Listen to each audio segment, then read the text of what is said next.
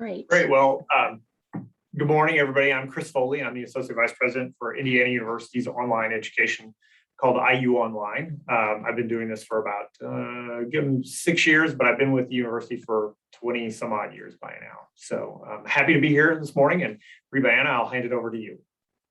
Hi, everyone. I'm Reba-Anna Lee. I'm the Assistant Dean of Distance Learning for the School of Professional Studies at Northwestern University. And I've been there for about 6 years. In my career in higher ed, started back in 2006. So I've been at this for a while. So welcome, everyone. Perfect.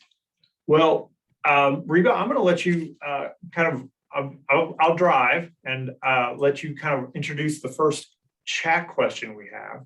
All right.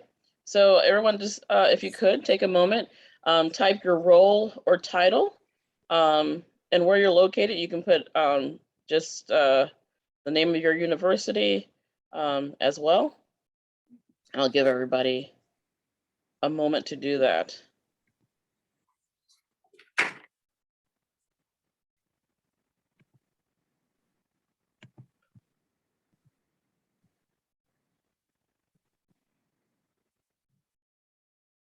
All right. It's nice to see some familiar faces out there. So.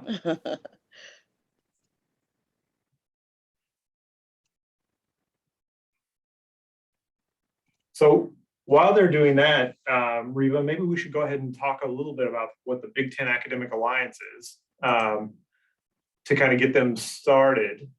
And kind of keep us moving towards. I know this is going to be a short meeting, so. Yeah. All right. You want me to do that, or you want to go ahead and? Sure. You go ahead. All right. So basically, the Big Ten Academic Alliance is made up, I believe, now of 14 different schools. This particular group that we represent is the Online Education Leaders, and that group has been together since 2012. And the idea was to get together among peer institutions and talk about different topics that we have in common, different issues we have in common, and to come together and really have that discussion. We have different themes over the years. We've done work with data analysis, quality online. I know they did things before I was involved. So there's always different topics that we're talking about. There might be a buzz about. And so we work together as peers to come to, in some cases, a collective thought about a topic or a theme. And so last year, last year, it seems so long ago, we started talking about what's going to happen after quarantine and pandemic. And we started seeing lots of articles by students and instructors. And so we wanted to also have a voice in what the future looked like. And so we just started discussing what eventually became this paper report that we did. And so we decided that we were going to start looking towards having discussions about what's going to happen post-pandemic. Even though there was some uncertainty, we wanted to talk about, planning and strategy around it. All right, next one. There you go. So the things that we talked about in this group was how the role of online was evolving and what that would look like post-COVID or post the pandemic.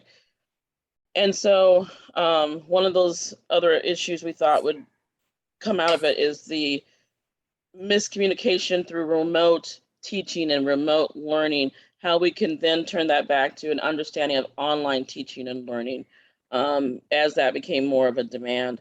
And then also paying attention to more social, economic, worldwide issues that came to light because of the pandemic, because we were inside each other's homes, that there were a lot of things that had not been addressed in the classroom. And so how do we incorporate those into the classroom and into this online world? And then most importantly, how can higher ed institutions be proactive instead of reactive? Higher ed has a history of being very reactive. something happens and we all jump on it. So this was an opportunity to start thinking 1 year, 5 years, 10 years down the line, more aggressively than we have as higher ed institutions. All right. So sorry, there we go. All right, so the report, that sounds like so dramatic, the report. So basically, this came about, we had a smaller group that consisted of myself, Chris, Andrea, and 2 other colleagues, and we started writing this document and became the document steering committee. And then we did several different versions of it. And we have input from all 14 institutions. So it wasn't just that small group, but everyone had their eyes on it. They put their input and we incorporated that into the document. So it was a very comprehensive viewpoint. Everyone had a voice. It was a great process. It's really nice when you can collaborate and get a clear message and really have an honest way for people to really interact with each other, as well as with the information that we wanted to share collectively. So it took a bit of time, but here we are. It took not a year, but a good chunk of time, mostly because we're all working professionals in our careers, and there was, pandemic was still going on. We were trying to figure out if classes want to be hybrid or online and in person. So we were able to meet once a month, and then the steering committee met a little bit more than that, and then we have what we are sharing with you today. So this next part, I'm going to turn over to Chris to talk about the key trends that we highlighted in the report. Thanks, Reba-Anna. And I should say, thanks to everybody who's putting information into the chat room. It's really nice to see who is out there listening today.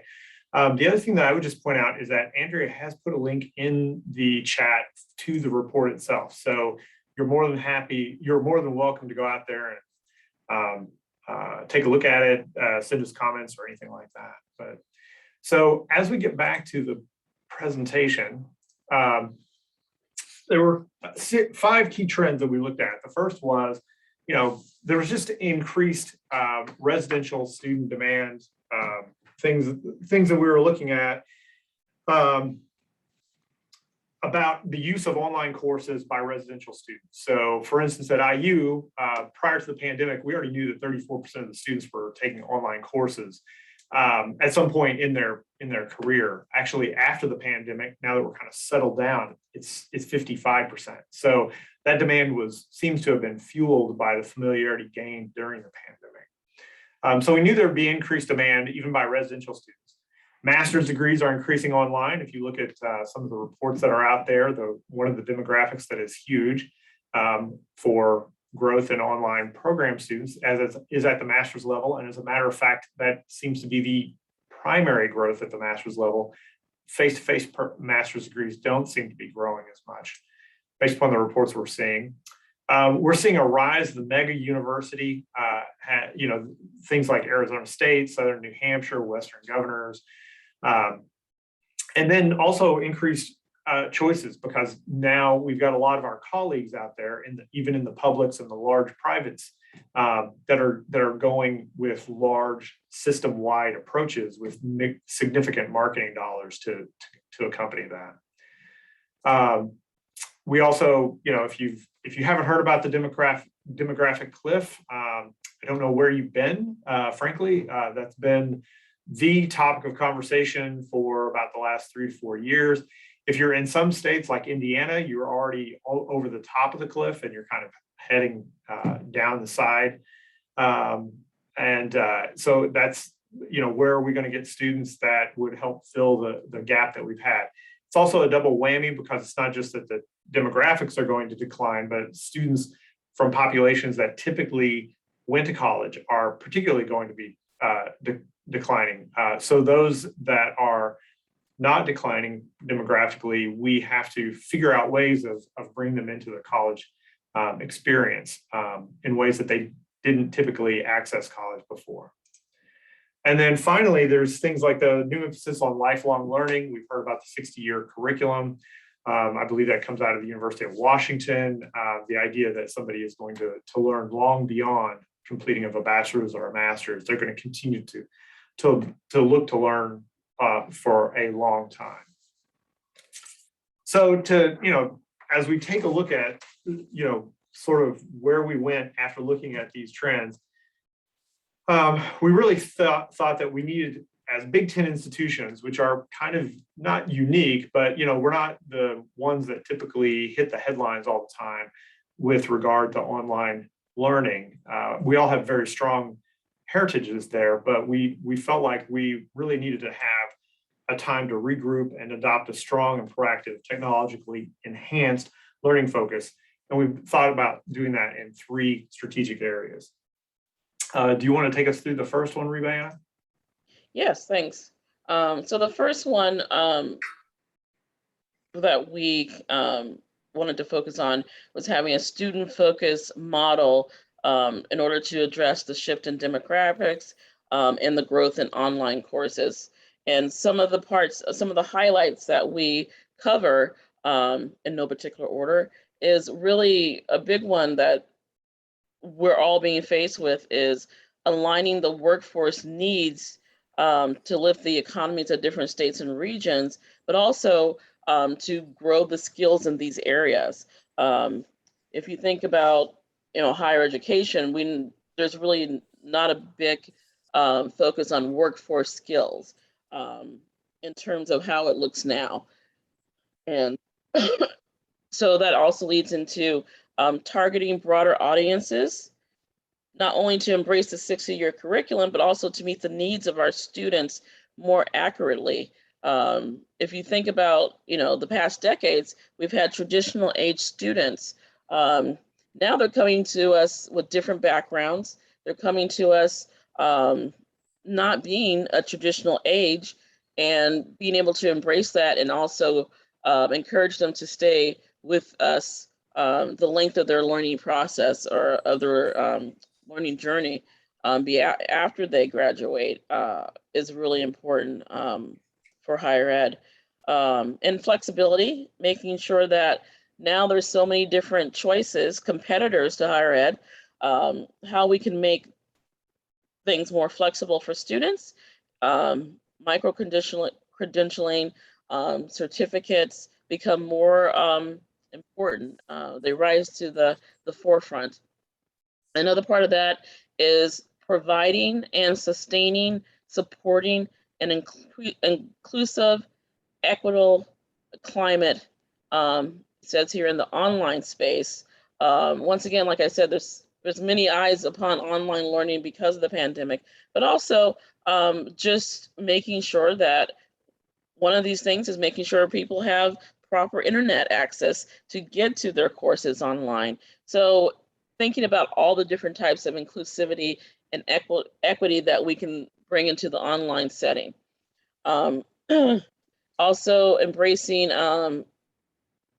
this approach in lifelong learning for student-focused models, so that when we get to students who graduate, that we keep that inclusivity and equity throughout their lifelong journey with us. And then let's see, student success. The more successful students are in their experience, the longer they're going to stay with us. And being able to use learning analytics, other types of data to better the student experience when they're with us for credit, they'll want to come back, they'll be more interested, and that will help us grow even more, or continue to grow as higher education institutions.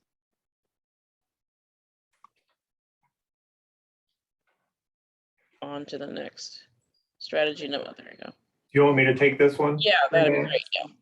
Sure. So what we really also thought was the second strategy was developing an infrastructure to support high quality technology enhanced learning. And so this was really about looking at infrastructure and investing appropriately, kind of the nuts and bolts of how to develop online coursework that will meet the needs of strategy 1. So we need to basically first, these seem like no-brainers, but we need to budget for online growth, prioritize for its success. I think this is still oftentimes viewed as kind of a niche or sidebar activity by many institutions. And I think the idea that we're trying to promote is this should become a main entity or a main part of the portfolio of your enrollment. We need to make sure that we're aligning pedagogy and technology through better coordination between coordinated teaching and academic tech units. You actually see this in the new 21st century guidelines for distance education, where there's a real emphasis in that document on teams of people behind classes. So instructional designers, student success support staff, in addition to just instructors. And so that's really important that we felt emphasizing that. We need to make critical infrastructure investments, things like Zoom, things like Canvas, they're not going to go away. They have to be part. Proctoring, what do you do with proctoring? How do you ensure quality? Do you want to use proctoring? If you don't use proctoring, what are you going to do? You've got to invest in this and really deal with it in a very central and coordinated strategic way. Again, we've heard about multidisciplinary collaboration many times over the past decade or two, but I think here it really matters because, it's going to keep your costs down. If you build a course and you can reuse those materials and go, hand it over to the next, to another discipline or do that, it really helps, reduce the amount of duplication that you're going to do. And starting up online courses can be very expensive. And then, of course, we've got to support student technological needs. The thing about the online classroom that really spoke to me during the pandemic is that, our classrooms are no longer contained on our physical campuses. We don't have 100% control over our classrooms. The classroom is wherever the student has their laptop. And that could be a public cafe, that could be their bedroom, that could be, a family room, all over the place. And it also means that you have got different platforms, different things they're trying to use use to access it. You have to support a broader range and anticipate that you don't have 100% control over the technological platform, the security, what's going on in the background, all of those things. So you've really got to do a different job of supporting student needs in ways that you're probably not used to in your face-to-face environment.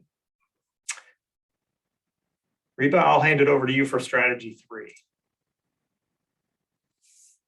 All right, and I also put something in the chat just to let people know that this is a very condensed version of our paper. And so when we have done this presentation in the past, people asked about how do you ensure quality in terms of the student experience, and the paper we wrote goes into more detail about that as well in terms of quality faculty development, quality assurance in courses, and things like that. So I just wanted to add that since that has been a question in the past. So the third strategy that we discuss is delivering value and clearly articulating that sense of value to learners. And so once again, we come back to aligning our offerings with in-demand workforce skills. And even at my current position, we've also been thinking about how to align specific courses with specific work skills, because we've always looked at the program level and actually getting more granular so that students start to feel the value of what they're learning immediately. My school has adult learners, so we want them to be able to get those skills immediately, even after 1 or 2 classes, and then even more when they complete their certificates, depending on what it is. And then that helps to highlight the value of each course, then also how to document the competency. So aligning to very granular level is also a part of being transparent. So learners can see the value right away, rather than trying to figure out, well, what am I supposed to learn in this class? Am I doing this right? Type of being able to feel grounded in what they're learning. And at the same time, we want to remain support innovation and have a rapid response. I know all of us out there know how slow things can go through higher ed. I will use a personal experience. I put in a proposal in May 2021 and received a response for that last Wednesday. So I can tell you right there how long things can take. And that's a record, compared to what it was before the pandemic. So being able to be more responsive, having something that's quality, ready to go in 3 months rather than 3 years. We know we can do it since a lot of schools did it during the pandemic, and we can do it well. That's something we need to really include into our forward focused thinking. And then providing alternative, affordable, and more flexible pathways. I'm reading that word for word because that is essential for us, for higher ed institutions to get into the game or stay in the game. Our alternative is a key word because the traditional way of doing higher education business, 20% of that is still valid, right? We're still going to get that core group of traditional students, blah, blah, blah. But 80% of what we're doing has changed. And how are we going to better offer these alternatives, these options? And how we're going to do that mindfully and with a strategy. It's all about being proactive and trying to really talk to the learners that are currently in our programs, who have recently, graduated, getting that dialogue going. So that is strategy number 3. If we want to go on. Okay, so the goal of this paper was to start the conversations. Like I said, it took us a while to write it, but I think a lot of institutions are still trying to figure out what to do. They may have a short-term plan, but to be more long-term thinking, here are the steps that we've kind of outlined in the document, is to share this report with leadership within your department, have those conversations, kind of assess where you are. There's a tool I'm going to talk about in just a second. Make a roadmap with key achievable milestones, and then action groups. So discuss, plan, and then act is the goal for this paper. All right, on to the next. Now, Appendix B. In my opinion, we wrote a terrific paper. I love it. It's great. But you want to start with Appendix B because this is what you can take. You can print it out, say, hey, these are the things we should be talking about. This is how we're going to make a difference in the next year, the next 5 years, is having these discussions around these questions. So it's sort of they're written in a self-assessment format. And these are invaluable in my opinion, because this starts the discussion, and from that, it helps have a structured discussion about what your institution, department, your school can plan and do strategically. And I think just to kind of reiterate something that might be obvious, Reba-Anna, but I do think it was one of the things about this report that I was really proud to be a part of is we didn't just want to present a bunch of problems. I think the committee really spent some time putting together tools that campuses can use to actually, take it to that next step. And so I think this is a really, this appendix and this self-assessment tool can be really helpful for campuses. And so to the next slide. Do you want me to? So we're closing in our time. So this was just in the chat, sort of what you're thinking based upon what we share with you today. And you can take a few seconds to write this in, and then we're going to go into the QA, but let me read the questions. Basically, what points have you heard today that resonate with your institutional situation? What type of conversations are you thinking about having in this area at your institution, and who will you be inviting? So you don't have to answer all those questions, but kind of think about where is your institution in terms of planning for the future? people keep saying post-pandemic, but I guess that's all relative. And then what types of conversations are you going to have and who are you going to invite? So you can answer in those areas. And then for the next slide, we have, I guess, a call to action. I'll just read it. So now is the time to take action to position Big Ten institutions to succeed in a significantly altered post-COVID future where online learning will loom large, strategic investment will be critical, and competition is likely to be intense. So that's our walk away quote. And the last slide is any information you might want. Chris and I have our contact information and a link to the document. And also I'll be posting these slides after this presentation. You'll be able to get to it from the session link. So at this point, we'll open it for questions. Let me see, let me open the chat, see if there's any comments. Katie Right. from Katie Linder shared a comment here. Yeah, so if you want, you can unmute yourself and ask a question, make a comment. It's been a pretty shy crowd so far. I have a question, if you all don't mind. So I'm curious, as we think about digital strategy and online, on our campus, we're starting to think about that tied more broadly to program development, but not just in online spaces, as we think about stackable and non-credit and lots of different ways that the modalities can interact together. So I'm just curious, I think we have this focus on online and sometimes growth is kind of synonymous with that, but there are other aspects, I think, of serving our learners post-COVID that involve flexibility, and that could mean a lot of different things. So I'm just curious about kind of your thoughts on moving in that direction of thinking about program development more broadly. I think I'll jump in there.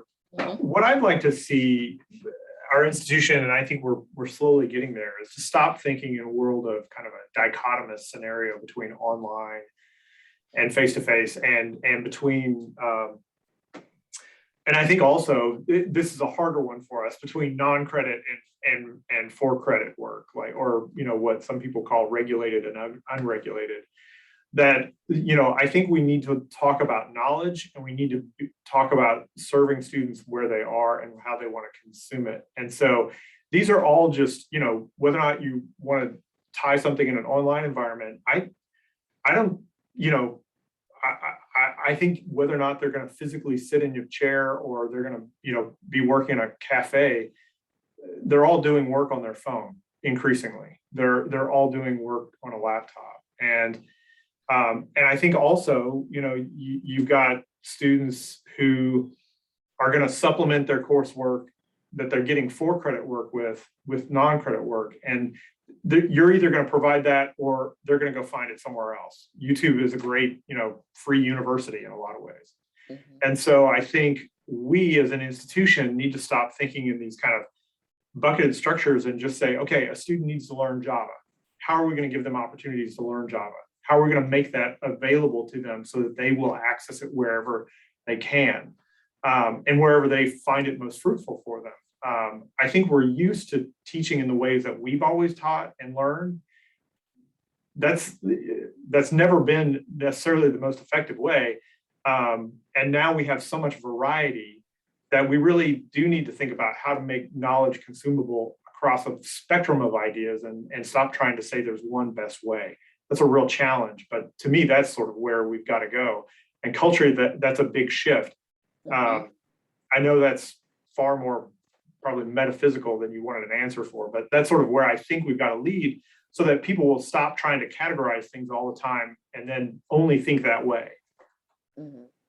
And just to add one quick thing to that is when we were helping the university go remote, one of the things we kept saying is good teaching is good teaching, period. If you're engaging students, you have that mindset and you can translate those skills for the most part. But if you think about it, the key thing, whether there's one that is not better than the other, one is just more applicable for that student, right? So we need to think about transparency of making sure students understand how the information will be conveyed. and then also conveying that to instructors, saying this is what you're going to be expected to do. And I think that allows for the flexibility and the fluidity of learning. We don't do one thing one way anymore. So I really try to get that message out that it's not one or the other. But this happened to be the online leaders group, so we're a little biased. But in terms of on ground, in person versus online, there is no more versus.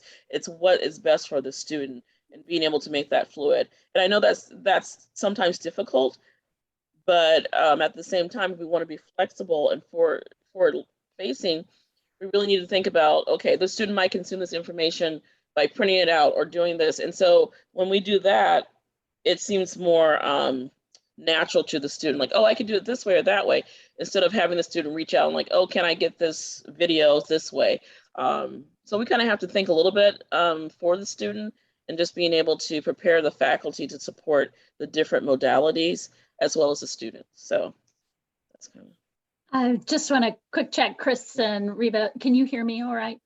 Yes. Okay, great, because I think my video froze. But I just want to thank you both. We're at the end of time, and this is just a very full session. Thank you so much for sharing this information and all the work that you and the whole committee did. I was really pleased to have an opportunity to be part of that and contribute. So I'm sure if folks were in person, they would be clapping right now. And just want to say thank you so very much for your time and sharing your expertise. Thank you. It's a pleasure. Have a great rest of your day, everybody. All right, you too. Thanks, Chris. See ya. Thanks, Reba-Anna. Thanks, Andrea. See you. Bye. Bye.